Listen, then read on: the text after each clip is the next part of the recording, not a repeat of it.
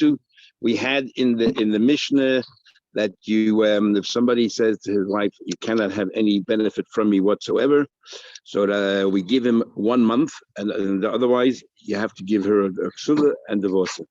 Rabbi Yehuda said, depends if you're Yisrael or a Kohen. If you're Yisrael, yes. If you're a Kohen, we give a little bit more time, because a Kohen, once a Kohen divorces, it can no longer take it back. So we give another month to sort of calm him down, to placate him.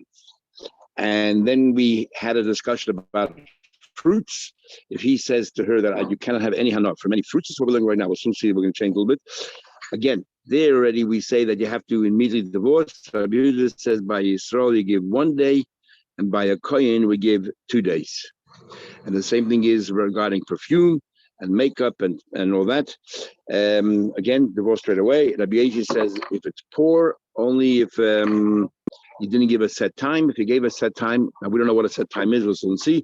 But by wealthy, up to 30 days. So we're up to the Gemara here of Ayin Beis Amud Aleph. We are about 8 lines from the top of the page. The Ayin Aleph Amud Aleph. We're about 8 lines on the top of the page. And that is actually 4 lines at the top of the page. We have an argument between Rav and Shmuel. Amar Rav said, Lo yishanu ela b'mefarish. Rav said, when do we say that we give 30 days? If he clearly said 30 days, and if he said 40 days, then they have to give a divorce straight away. Avol b'stam, he doesn't give any set time. He just says, I don't want you to have any benefit from me. According to Rav, we don't even give you 30 days. Yoitzi la'alter v'yitin ksuva. Immediately you have to divorce and give a ksuva, because she can't live like this. However, Shmuel says, I have to say, Shalom Aleichem Chaim from overseas. Very nice to join us. Shmuel says, Shmuel says that even if you don't give a set time, we give you 30 days. And what's the point? If you gave an indefinite time, why do we give you 30 days? Because we say that maybe during the 30 days he'll find an opening. It's not so easy. We'll find a way out, and he can annul his vow. So we are hopeful, and before we break up a marriage, let's see if we can fix it up. Says the Gemara, okay, this very argument of Rav and Shmuel about even if you gave you give a definite time, do we see if we can explore a way of getting out of the neder? But even they already argued the same argument we had it a few not so long ago. That now we learn. If a guy says to his wife, I don't want you to have, we're not going to have any more relations. Beishamai says the maximum that we can take is Shtei Shabbos is 2 weeks. And Beisil says Shabbos Achas 1 week. Even though we said Anida also is also 1 week, but at least over there that what do you call it? That whatever can be mutter here. Definitely it's also because you made a neder, so a week. This homachlek is only if he clearly spells out a week or 2 weeks. Avol b'stam, if he doesn't give any definite time, then you don't give a week. Right away, you have to give a get because since there's no timetable, what's the point? However, Shmuel says, I feel b'stam nami lo yitzi. Even if you don't give a set time, why? Shema yimotze pesach. Maybe he'll calm down and he'll try to find a way of getting out of his neder. So same argument. The principle is the same. We need them both. And why is that? Because here we have a remedy. During the time that he asks her from having an no, we learned in the Mishnah, you set up a partner, you set up a third party who could take care of her. So at least she's being taken care of at the time. By Tashmish, that's it. There's nothing you can do to remedy the situation while you're in that state. So therefore, the Bahi over there, Bahi Kamarav say only over there, Rav says you have to go straight away, and there's no other options, so she can't take it. She can't bear it.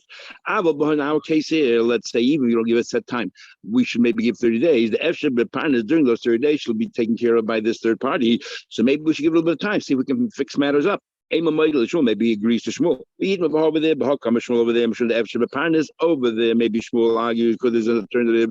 So therefore he says, don't divorce straight away. Let's give him some time.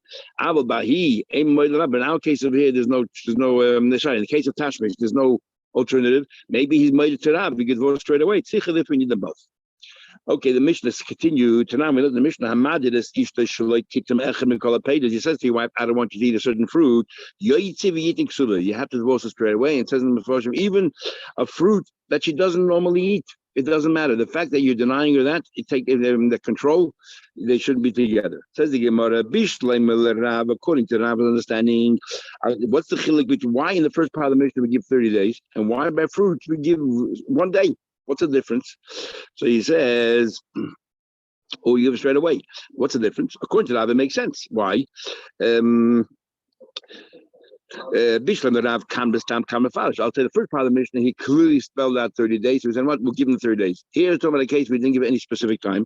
And because you didn't give any specific time, he said, Stam, therefore we say that it's that you have to divorce straight away. According to Rav, it makes perfect sense. Shmuel holds regardless, you always give 30 days. Kasha, why Taka by paid this other way around?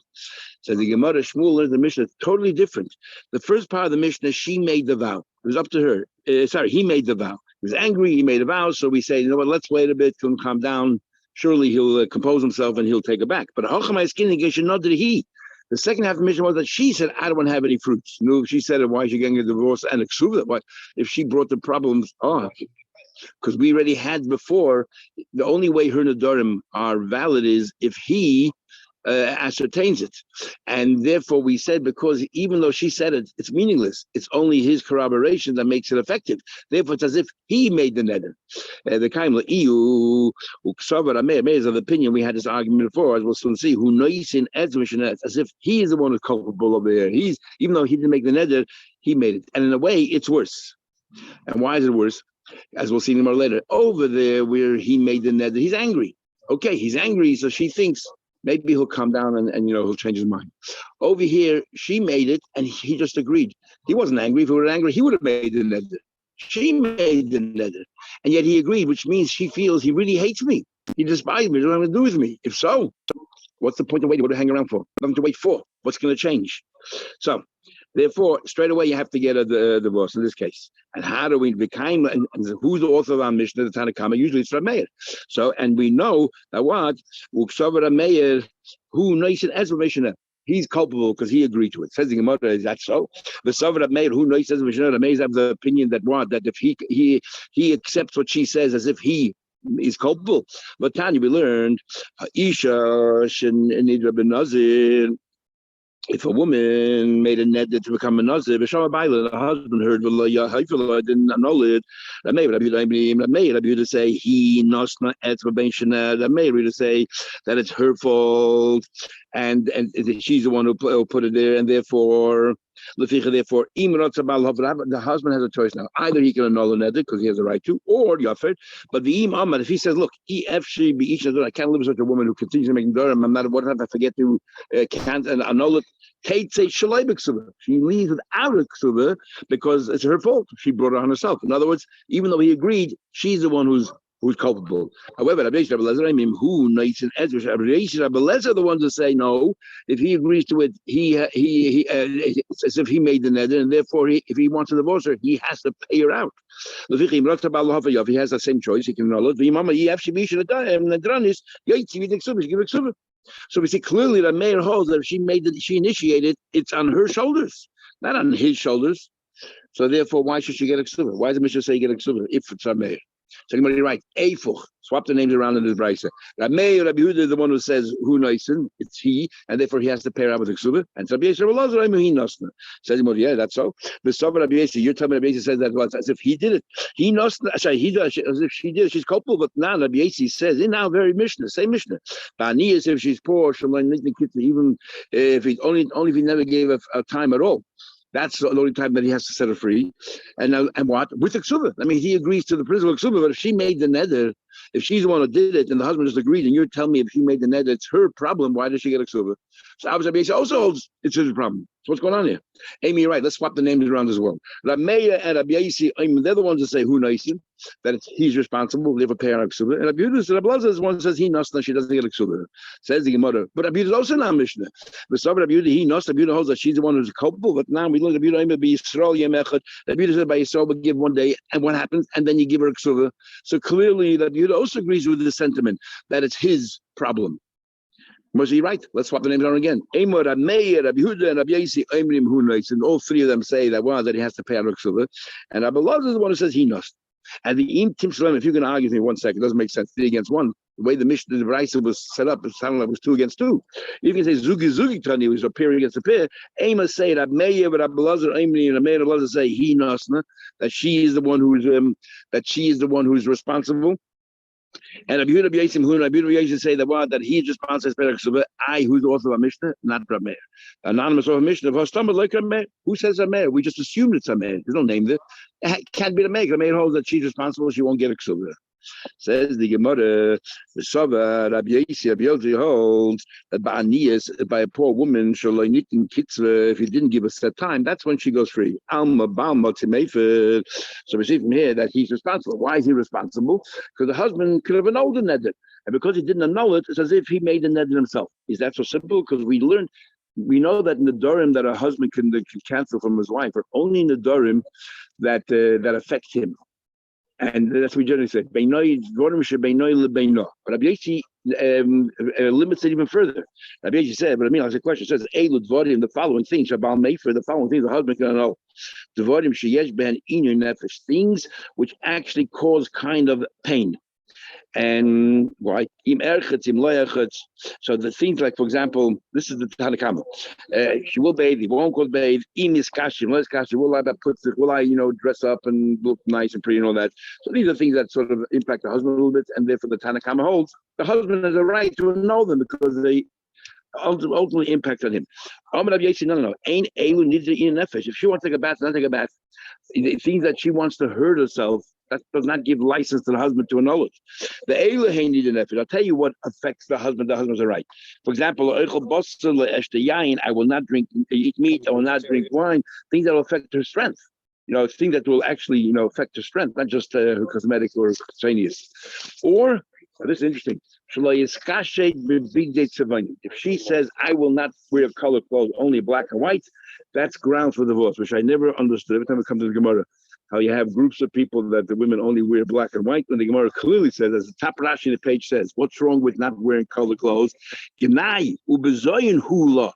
To wear only black and white is a gnai and a shame for a woman who is gana, and ultimately she doesn't look presentable to him. That women should wear color, should look pretty. We did learn about bracha that shouldn't wear red. Okay, it shouldn't be flamboyant and attract attention, but nevertheless, he could wear colors. Anyway. Says the Gemara, so our Mishnah is talking about the Vorim Shebeinoi Lebeino.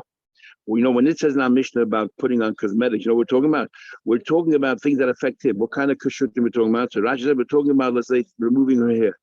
And she let her hair grow. Okay, so that affects him. And that's why he has a right to annul it. Says the Gemara, and that only makes sense according to the opinion that says that Rabbi agrees to that. The one who says that even that ain't a Baal Mefer. The husband cannot know. What are we talking about? How can Rabbi say that that the husband is guilty? She made the net that he agreed, but he has no right to cancel it according to Rabbi according to that opinion. These we learned. Rabbi Huna is a Baal Mefer. The husband can know those. And Rabbi Adam ain't a Baal Mefer. Why? Very interesting. We don't find that a fox will die, but offer appeared in the sand of his hole. In other words, if you have problems, but it's in your own home, you know how to circumvent it. You know how to get around it, and you get used to it. So therefore, if they say that these kind of things, she does something that does, that you don't really, think it's a great idea. Eventually, you get used to it or you get around it. So that's not grounds. That's not grounds to cancel that neder. So what's our mission talking about kishut? Kishut, why did he have a right to know it? She linked it to having personal relations. She said as follows. She said, if I will put on makeup or I will do this or these kind of things, that if I breach my own vow, then I will no longer have relations with you. And that's the part that impacts on him. That's the part and that's why the husband can annul it. Because what happens if she forgets and she goes ahead and she does do this kishut? She become awesome. If she, let's say, says that that the hana of my tashmish, the woman says, is forbidden to you, the husband, she has no right to, because she is an obligation, is koife, umishamashta, they can have relations. However, she cannot ask herself on her husband. But she could say, hana's tashmish chalai, I don't want to have hana from you. And then we have a rule: you cannot feed someone something that's straight. You cannot give her something which she just proscribed. Yafa, he has to know it. Isn't that a bit like a situation? The mailer is going to impact you. Yeah, but the net is chal. Therefore, he has a right to cancel it. That's right. True, it impacts him, but what she asked, the fact is that straight. Then he has a right to null it, and that's what she did. She linked these things to tashmish, and that's why, according to everybody, the husband has a right to null. If he doesn't, it's as if he is in agreement, and he's responsible. Relate to kashet. Relate to us. What's the big deal? Tell how can you go ahead and okay, Rabbi Yeshi says only things which are inu nefesh. Inu nefesh is, let's say, not having tashmish. But if she wouldn't, let's say, go ahead and do kishutim, she doesn't put on these cosmetics, doesn't do these things, then it won't be a problem. So tell her, don't do it, and it won't be a problem. So why does he have a right to cancel the neder? Im kain korolei minovelis. We know what's going to happen.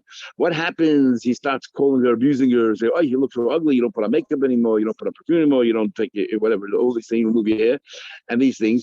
He'll call her minovelis, and then because of the shame, she'll go ahead and she'll forget or whatever she'll do it with his kasher, regardless of a neder. And what will happen is he always walks around like walking on eggshells. He can't criticize her because who knows what she'll do. It's not a recipe for a happy life. Says the Gemara. But so what? Let her go ahead. And according to Shabbos, Shammai should be allowed 2 weeks, and according to Basil, be allowed Shabbos Achas. Why does our Mishnah say that they divorce straight away? Okay, so what happened? You're telling me it's linked to Tashmish. In the previous Mishnah we learned regarding Tashmish, we allowed 2 weeks according to Shammai and 1 week according to Basil. So why did we say now Mishnah here divorce straight away? Because it's linked to Tashmish. Give it 2 weeks. Give it 1 week. So when do we say we give that time? He made the neder. The Savra. She thinks, look, he got angry, so he doesn't want to have anything to do with me. But to give her a few days, a week, we'll calm down and things will be, I'll pacify him, things will go back to normal. I will another E. In our case, we're talking about she made the neder, she's the one who linked it to the Tashmish, and he didn't say a word. He's not angry right now because I'm the one who initiated it. And he agreed with me, we won't have Tashmish. Vishasikla, and he was quiet. Savra made the Ishtik, why was he quiet? Mishnah who the son, it must be he hates me. Things will never change. And therefore, what's the point of staying on? Let's divorce straight away. Next, the Mishnah said, Rabbi Yeshi says, Ba'ani is a poor woman, the only time you divorce her if you didn't give a set time. If you gave a set time, then you don't divorce because she'll wait till that time. She, how accustomed is she anyway to have kishut? How long is a set time? Kama kitza. If you say 12 months you want to have the kishut, that's when we get divorced. Rabbi Hunam, 10 years. Remember, she didn't have anything before. So therefore, up to 10 years, she's willing to put up with it. One yom.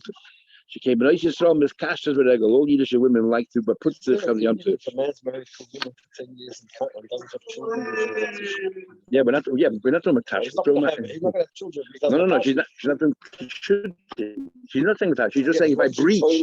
Yeah, but right now it's mutter. It's only if she breaches that it comes off. Anyway, Maishna Lamed Yoim, Vashilas, because the wealthy people, we give up to 30 days. What's the idea of 30 days? Maishna Lamed Yoim, what's the idea of 30 days? She's accustomed to having it every day. She can Isha Chashuva, because a Chashuva woman puts on that much makeup. The nannies, Mereach Yishutel Lamed Yoim. The perfume lingers for 30 days. Mishnah. This is a terrible thing, but sometimes people like to have control, which today we know that control is also considered abuse in a marriage. It doesn't have to be only, physical abuse, financial abuse, and there's control. Don't mix with this company. Don't be with your cousins. Don't be with your parents. He tried to force her to isolate her from everybody. So the Mishnah already talked about it. Somebody makes a vow to his wife. I don't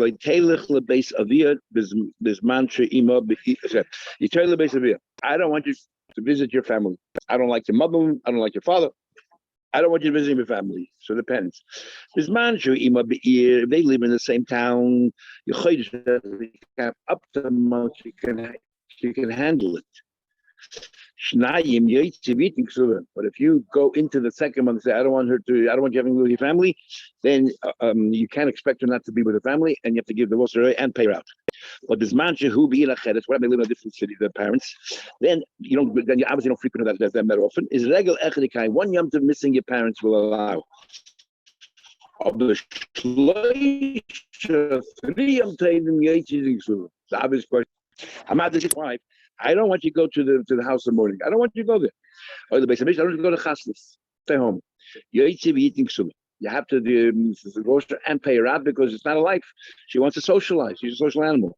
You're locking her up. It's like you're treating her home like a prison. But if he came up with a valid reason why he doesn't want to go to a particular wedding, we'll soon see what the Gemara says why. What possible valid reason will he have? He's allowed to. On my law, he said to her, I want you can stay married to me. I'm a nas on the condition I want you to pass on to that person everything you told me. Everything I told you. And again, that's grounds for divorce straight away. What exactly is the problem there? The Gemara will explain. I want you to go ahead and fill up these pitchers and go ahead and pour it out in the tip. That's degrading, and all of these things you have to get a ksuba. Says the Gemara. First of all, I have a problem. I'm just out of saying one yom tov. If he says stay away from your family, stay together. Hashnai, so we can infer, but 2 yom tovim, then you're eating ksuba. She should go out and get a ksuba. Aim maseifa. Look at the second part of the Mishnah. But shloisha 3 months, or then. What do you call it? So as the 3 yom tovim is 18 ksuba. 3 yom tovim you can't handle. As if but 2 yom tovim you could. Hashnai mikayim. Which one is it? Amar Abaye said the difference will be like we learned in the previous Mishnah. Rabbi Yehuda said difference between a Kohen and a Yisrael. Say for us when it comes to Kehenis, we want to give a bit more time because once he divorces, it's a fate, it's over, it's final. So therefore, we give up to 3 yom tovim. And but Rabbi Yehudi, and the first part of the Mishnah is talking about a Yisrael. Yisrael, 1 yom tov is enough. Divorce her. And then if you calm down, you can always take her back. Rabbi Barul Amar like Kash, it's not a question. Can be depends what kind of rapport she has with the family. If she always wants to run to her bar, you have to call her mother every single day, and she wants to visit her family every single day, then 1 yom tov is the maximum she can put up with. If she's not that close to her parent and call them every day, she calls them once a week, once every 2 weeks, then okay, then you can put up with 2 yom tov. Says a pasuk in Shir Hashirim, which is all about love between relationships, which is a mashal for our relation with Eibishter. It says a pasuk that I'm a wall and my chests are like towers. Then I was in his eyes, in the eyes of the chassan, shalom, like shalom. And here we're going to say shalom, and he found me shalom complete, and shalom also is peace. Rashi says so. She's found whole, complete. The Beis Chameh in her father-in-law's house, and then in Dufa, she feels this urge. She can't help but run to her parents. What a wonderful life I have at my father's house. The Mashal says that the father's house is talking about Beis Knesset, and the parents' house is the Beis Medrash. And what we're saying here is because it says Ani Chayim the Gemara says do Torah. So he's saying here that I'm running straight from shul to Beis Medrash to learn Daf Yomi, whatever it is of Chassidus. So that is the ultimate goal. The other pasuk says Hashem says Tikri Ishi, that my husband will that my Kala will call me Ishi, my husband. What's the difference Ishi and Baili? They both mean husband. Ishi is a term of endearment. Baili really literally means master. Yeah, master. So Baili is not really a very commendable name. So we'll reach a day that we will have such a good relationship and we'll call each other, that we'll love each other rather than my master. Others say Baili is the word Avodah Zarah, the Baal. And that's he doesn't just worship him in a crazy way. That should be like a kala in the house of a father-in-law rather than a kala always runs to her parents. And if she's in the house of a father-in-law, in other words, together with her husband, then they're very close. That's ishi. If she's still running constantly at home to tell them what's happening in her house, that's not a very good relationship. That means it's only baili. That's like how she sees her husband. Hamad is Ishtai, he stops her from going to Avelim at the Chasnas. I understand the Mishnah is very upset you're preventing her from going to weddings. He can know for now. So I got locked up in prison. She wants to go out there, she wants to dance, be happy, meet all these friends. El Beis Able, you tell her I don't think it's a good idea to go to the house in the morning. Mine for now, that's so bad. What's so bad about that? So what it is. Ikatana. Because it says, one day she will pass away. If she doesn't attend anybody else's funeral and anybody else's available, Who's going to come and pay respects to her family? The Ikadamri, nobody's going to mourn her. Ikadamri ain't called bury a safe. Nobody's interested in burying her. Forget about giving her spade and eulogies. They won't even be interested in burying her. Time we learned. Might have seen it says in Pasuk, a fascinating Pasuk by Shlomo Melech. Toiv leleches al beis ha'avel. It's better to go to the house of Avelis. Meleches al beis Mishnah. It's better to attend the house of an Avel than the house of a party, a wedding. Which is the ultimate of every person. Every person eventually will pass away. This was the Rebbe's mantra that the Rebbe passed away. You have to apply and understand what it all means. There's the pshat over there. It means generally when a person is born or getting married, we have no idea what the life will turn out. When a person passes away, the life is over. We know exactly who they were. That's why Toiv Beis Ha'Evel, Melech Beis Mishnah. I saw a pshat that. So the list is the base able because of the base Hubble, people making a cheshbon and nefesh, they're making a serious reconciliation. What have I done in my life? What am I up to? Whereas in a base Hamishta, it's a holiness, it's a party, everyone's just having a good time. So it's better to be serious. Okay. What exactly should you apply yourself in the house of a novel? Think about the future, the death. The safed, if you eulogize others, yispadune, they will eulogize you. The kaved, if you're involved in helping bury others, yikbarenu, people will bury you.